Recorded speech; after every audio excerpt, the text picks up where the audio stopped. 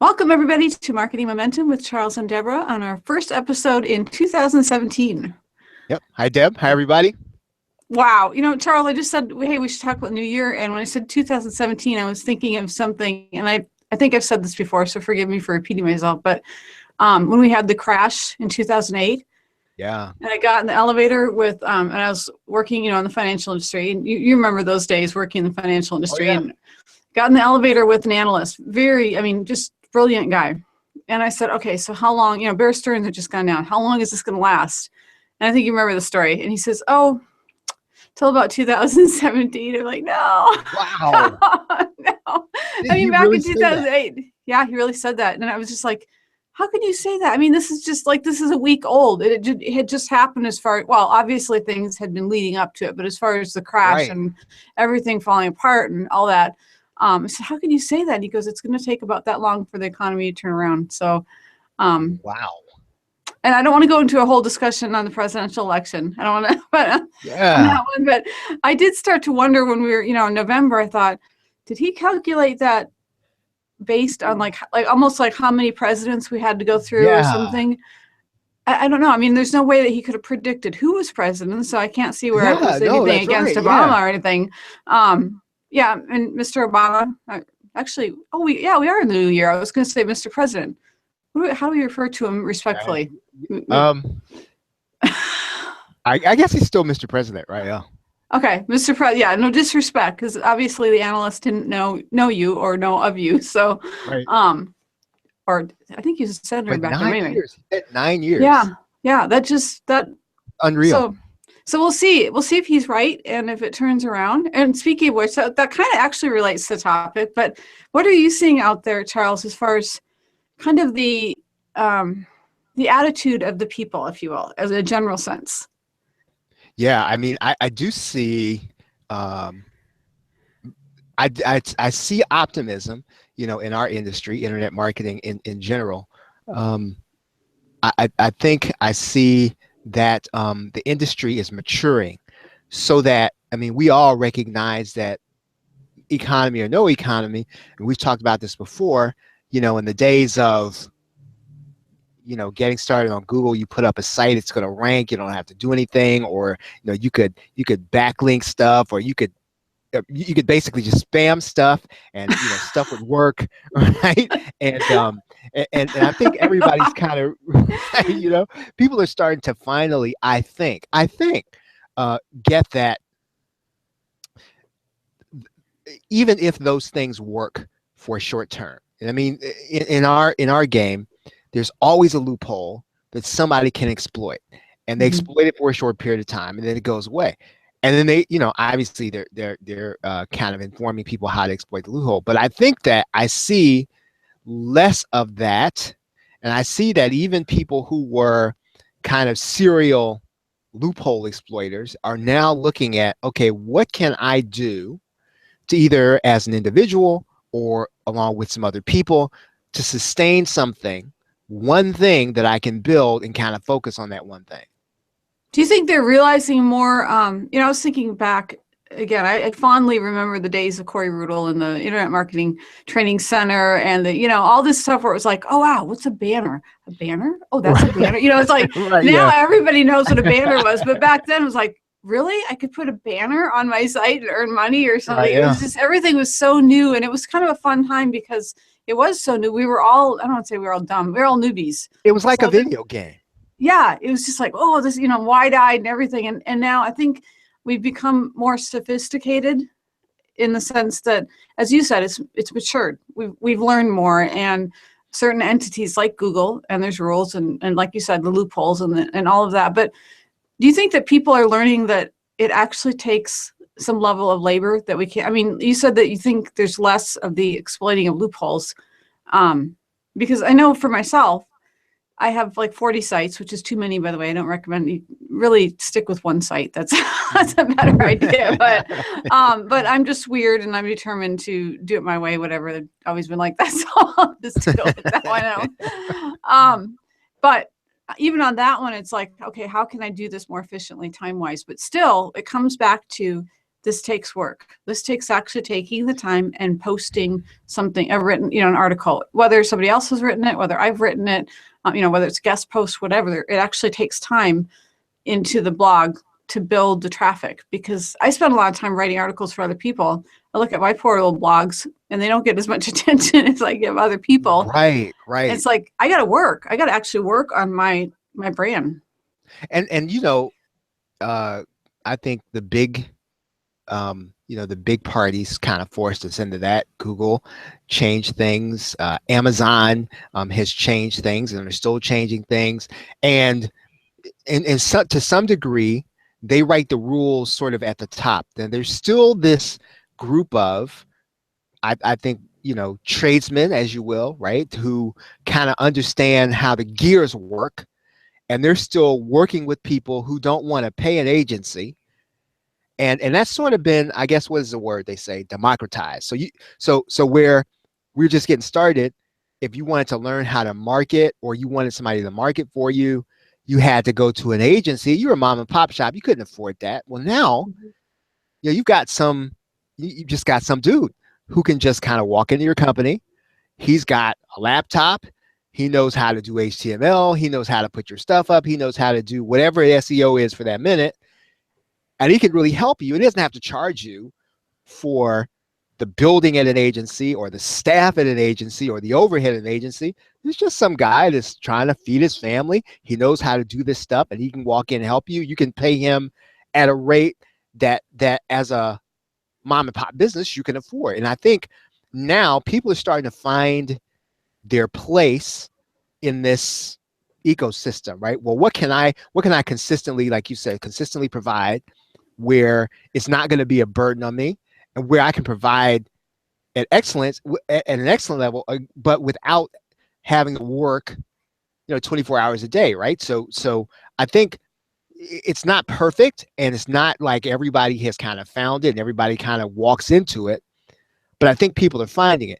And the other thing is, I think the other thing I'm recognizing, at least people who are a little older, I don't know so much about people who are younger. I think in our industry, I think people recognize that you're not going to walk into an opportunity. So that's kind of gone out of people's mind, that you're going to have to hustle and put yourself out there to do it. I don't know if that extends outside of our community. I know that it is with us. It makes a lot of sense. Firstly, it was just last night. You know what? I don't know what I was doing. I think I was sending somebody like a link to a video or something. I was looking for an intro video, and I found 3 videos in my music career that would qualify as an intro video that actually kind of crossed over, because they were not just saying, hey, this is who I am as a jazz singer, but this is who I am as a person. And it was part of the marketing for the music. But I was watching that going, wow, she had something going on. She understood her branding, that was like 5 years ago.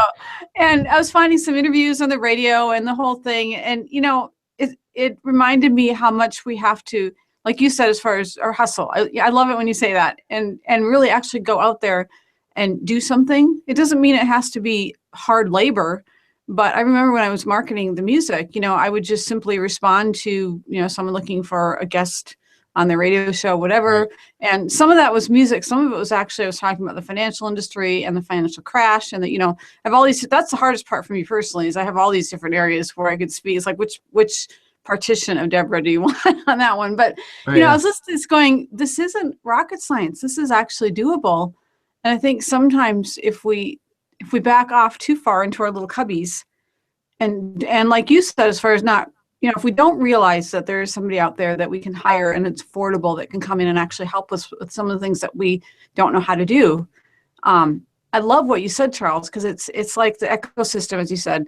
It is balancing. It's like we're understanding more how this whole freelancing thing works, how the entrepreneur, there are little differences between the two, but how we can function in this world, because it seems like there's more of us out there that are underemployed or unemployed and have developed a way to become our own company, our, freelance. And I like what you say. You hire someone that you don't have to pay an arm and a leg. You don't have to pay for their rent. I love how you said that.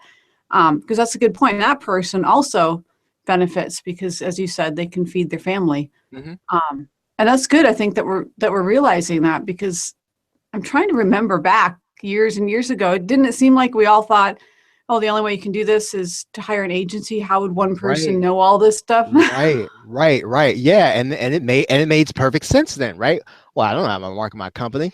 Well, we got to go find the experts. How do you find the experts? Well, you at that point, I guess we were just looking on Google, but you get in the yellow pages, or you'd ask somebody, and they'd say, "Well, so and so works down at the marketing firm down here, and they sort of know how to do that stuff." There weren't these little dudes, right? That were just just doing these, just get in and do some SEO and some social media and all that stuff. And now, you know, these folks, the little dudes are doing, I mean, phenomenal things. You can find a star, right? That kind of can catch your wave and catch your vibe, and can do some things that, I mean, you could probably pay an agency 10 times as much who wouldn't even want to deal with you because you're so small. Right, exactly. That's a very good point, because yeah, you're too small. I don't know that I've heard that in the words, but you definitely sense that as far as from some companies. But you're right. There's another thing that I've noticed too, and in fact, I think we met on Blogger Mastermind, the Skype group. That's right. Originally, now it's like, how many years ago is that? I don't visit enough. No offense to Blogger Mastermind, it's a great group, but I can get really hung up in talking for like 5 hours and not getting work done. So I purposely don't go chat quite as much. But those groups are really helpful as far as networking. And I think that the people that I've hired, I dare say the last couple of years, they've all come from referrals. I've happened to mention something like, oh, wow, I'm working on this and it takes a lot of time. They'll say, hey, I've got somebody who knows how to do that. And it's not, I think we have to admit to ourselves too, because I'm always like, oh, I can do that. Because someone will say, well, I don't know HTML. Well, I know HTML, but that's great, but there's only 24 hours in the day. And what was it? Melissa and Nicole. I don't know what their brand is, but I just always get these emails from, Thank you. And one of their emails, it finally hit me. It's like, calculate what your time is worth as far as this hour. If you spend it, for example, writing for a blog, how much are you going to make versus going through 5,000 emails? And literally, I took 3 days off, 5,000 emails in my inbox. It's like, oh, I need to hire a VA to go through and get rid of all that crap. Oops. That is so, well, no, that's so true. And I think we're used to doing, everything. I was talking to my kids, and I was just kind of telling them about, I remember the day in, what was it, 90, I don't know, 91, 92, when I was working at a commercial bank, and the day when they put a computer on my desk and they said, well, we're going to move the secretary to another unit. And I remember thinking, well, who's going to type our stuff? Who's going to type our stuff? Wait, if you move the secretary, who's going to type our stuff? And I remember the guy looking at me like, yeah, you are. And it was really casual. It was kind of like, yeah, we're making this huge change, and yeah, there's just not going to be a secretary, Charles, anymore, guys, and yeah, we really want you guys to just kind of get in there and just start working it out. And I was just thinking, I have to do my own time. I have to type this. But so over years, that's kind of what we have all learned how to do. We got the computer sitting on our desk, and so we walk into it and we get it assuming I got to do everything, and I'm going to do everything, and I can finish everything. And so now things are starting to, I think, as people mature, kind of come in reverse, and we're starting to see, okay, you know what, as you said, okay, so if my time is worth this, how can I do more of this and then get someone else to do the other stuff that maybe, I'm spending my time doing, and they're a specialist at it, and they'd be happy at the rate at which I would pay them. Yep, exactly. And that's something I did in 2016, as far as, it wasn't a VA, but it was another task that I was doing. And when I figured out that actually I could keep 90% of the profits and still pay them well, I was like, well, this makes sense, because, we're balancing the time. And I think that was the thing, like you said, as far as, I love that story, Charles. I could sit here and enthralled listening to you tell that again. And because you probably remember the day. I think the only difference, and this is, each of us have our own stories for the background, but I started as a secretary when I was 19. And, I took the, typing 1 and typing 2, which now, I don't think they even offer that in as classes. So, Oh, right. Yeah. my kids are like, oh, we just type just fine doing it. It's like, you know what? I'm not messing with it. If it works, I'm not going to knock it. But yes, Right. I'm But old you really enough. don't know how to type, right? You really don't know how to type, right? Yeah. I remember an actual typewriter. So I kept telling my kids, like, typewriter, what's a typewriter? Whatever. But yeah, I hear what you're saying, because I mean, even when I moved into position as chief technology officer, that role, if you look at org chart for the company, that role had a secretary. But the secretary was really upset because the person before me had left and blamed me, and whatever, big long story. I'll spare everyone the drama. But it's this weird thing in corporate America. You got to figure out when to rock the boat and when not to rock the boat. Oh, yeah. And that was one of the times where, and that's where my story differs as far as the background of the secretarial. I just said, you know what, forget this. I'll just type up my own stuff, because it wasn't worth causing a complete ruckus over it, even though she was supposed to. Now, I did miss the cappuccinos. That one was, it's like, wait, I have been elevated. I've been promoted to CTO. Don't I still get the cappuccino? But no, I had to go get my own cappuccinos. But that's okay, because, you got out of the office and fresh air and down to Starbucks. And Right. Yeah. And so, I mean, but we got used to doing just about everything. Everything. Yep. And yeah, it's just hard to kind of break. It's hard to get out of the mindset. But again, everything's information now, and everything is time.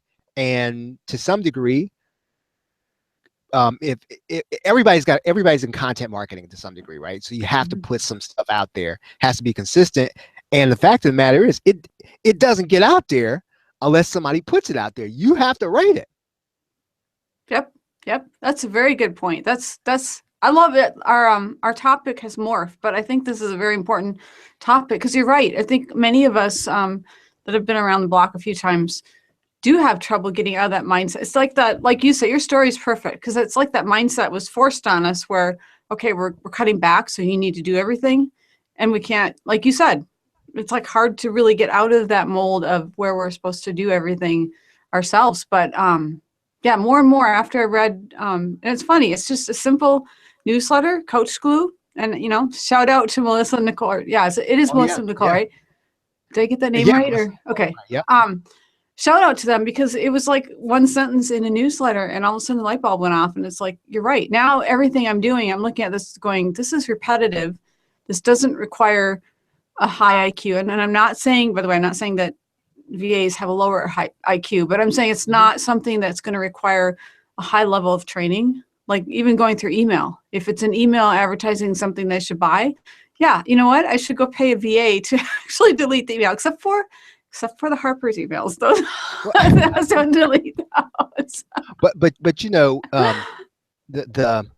I was gonna say the era has of, and we've all seen this, right? Where you go to, it's almost like one of these, how you go to a mall and it's dead or dying, or you go to it's abandoned, and what was it during the, I guess 2012, 2013, there were these blogs and there were these shows and all these things that had started, and they were dying, and now they're doing that even more now. I think because, again, I think people are starting to finally say, okay, well, I can't do 2 of them. I'm going to do 1 of them. I'm going to just leave this out here. And yeah, the last post was in, 1906 or whatever. But I don't feel so bad. But this one thing I do, I can look at it and say, or people can look at it and say, okay, well, there's something yesterday and there was something last week. Okay, this thing is alive. That's where I'm going to pay attention to them. And I think people are starting to kind of settle in on whatever, and even if it's not blogging, they're kind of settling in on whatever that thing is, and they're going to kind of focus on that and, get out of the trying to do everything and try to do, a couple of things really well. And that is okay for anyone listening to me saying I have 40 blogs. Don't listen to me and do what I'm doing because I'm the first to say what Charles says is is correct. Don't do But the 40 blogs. you have a different model though. Pardon me. Your model is kind of like you're not like building up to blog on 40 of them. You kind of have them They're different. doing different kinds of Yeah, things. exactly. There's like I have one that's quotes, and I was faithfully, every Saturday plugging it's like, okay, 3 days of quotes, scheduling them out, whatever. Every Saturday I was doing that. No, I'm not doing that every Saturday because you do have to balance your time. But yeah, you're right, Charles. If I took the 40 blogs, they're in different groups, and there's probably only 3 to 5 that I'm really focusing on heavier. I'm saying, hey, these are my money blogs, if you will. I mean, I hate to say it's about money, but we got to pay bills. Mhm. The others Right. are, Yeah. I've also allowed myself, and this is something that I don't know if this is within the realm of thinking, but if anyone's out there and has 40 blogs like I do, you can think about the idea of building one up, even hiring someone to help you build one up, Correct. Right. get people to write for it and then sell it. I mean, I have this friend that, oh my goodness, he bought this. Now the smart thing that he did, and I looked this up, I researched, I just had to know how he did this. I researched it. The domain was already 20 years old. So you're looking Wow. for a domain that makes sense, that somebody registered way back when. Maybe it wasn't active, but see, nobody necessarily, other than looking way back in the archive, nobody necessarily knows how active it was 10 Right. years ago, but they do know how old the domain is by looking it up in the who is. So if you can get a domain that makes sense, 20 years old, buy it for a reasonable price, and then somehow low cost, build it up, maybe pay, like you said, you find that person, that expert that knows everything that will help you. You Mhm. can pay a low cost to build it up and sell it. He sold it for $15,000. It is. A friend of mine was just talking about the fact that, you know, we sort of live in the matrix, and so we think everybody that doesn't live in the matrix knows what we know, and they don't. And so what he's been doing is he's been going to get these people from, the real world, and he'll say, well, hey, tell you what, you just talk into this recorder for a little while. Just talk on these subjects, and I'll take care of the rest. You do that for me on a regular basis. I'll take care of the rest, and then we'll split the money. Again, just not hard to do, but he figured out, well, I know these things, right? I learned these things over the past 5 years. They don't know them. They would just like some to get paid for their expertise. I would just like to get paid for sort of what I know. And so so they're marrying those two Shoot. concepts. And I think it's just being able to kind of think through, the value of what we all have. And I think anybody today, probably the people who are listening to our call, um, whether they do WordPress or not, they probably know a little HTML. They probably know a little Photoshop. They probably know a little web architecture. Don't have to know everything. Just knowing those things, right, really makes a person almost a value to people that don't know how to do those things. And sometimes you don't realize that, like, man, how many years have I known HTML? I remember the very first time looking at it going, somebody said this is easy. This looks like Greek. This looks like a foreign Right. language. I was like, who thought this was, and I think I was looking at Microsoft Word and it was like, this is crazy. And in fact, I think my husband was actually going to school and there was some computer class and that's where it came up. But way back when we all had to learn some HTML because there wasn't the availability, there weren't experts that we hired, or, it was still really new. So we had to learn enough to not mess up our page. That was before Yep. WordPress. Yes, guys, that was like ancient history now, but it was before WordPress. There wasn't anything out there that could help us other than buying software that could build sites and then don't touch it or something, but you had to hire a web designer. So if you didn't have the money, you learned a little bit of HTML, like how to create a link, how to insert a banner, stuff like that. But I think we forget, Charles, that some of the knowledge that we have that we take for granted might be of benefit to other people. Yeah, and it's always evident when you go to mixed company, right? And somebody says, well, hey, I was thinking about doing this thing, but I really couldn't figure out how to really put it out there. And you're thinking, well, do you have PayPal? Put a PayPal button on there and just tell your friends about it. They're thinking, and PayPal will give it to you. wow, really? Is that easy? Just copy and paste, Where do I get a PayPal? So that'll be $100. I'll tell Yeah. you. Exactly. I've had some people insist on paying us for advice, and I feel guilty walking away. It's like, that was really basic advice. And we've even told them, I don't want to But take your money, but but hey, the world goes around. You brought up something that was good. I was going to say crowdfunding. It's not crowdfunding, but this whole collaborative thing. I love that. I think that would be a great topic for future Marketing Momentum. Not my best segue on. Thank you for tuning into Marketing Momentum, but that opens up a whole nother. That could be a whole nother 30-minute discussion on the whole collaboration and how we can work together. That's awesome topic, Charles. So thank you. Oh yeah. And with that, thanks everyone for tuning into Marketing Momentum with Charles and Deborah. And I was going to say I'll see you next year, but I guess we are next year. Next year. See you same time, same place next week. All right. Bye-bye, Deb. Bye, everybody. Bye.